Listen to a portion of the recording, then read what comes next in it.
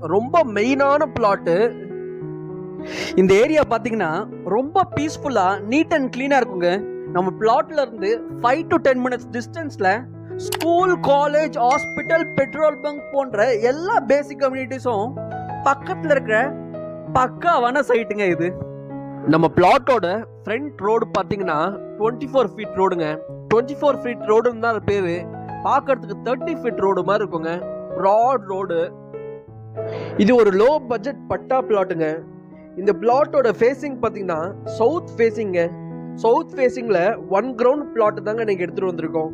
மொத்தமா land area 2400 square ஃபீட்ல 40க்கு 60 சைஸ்ல வந்து இந்த பிளாட் இருக்குங்க.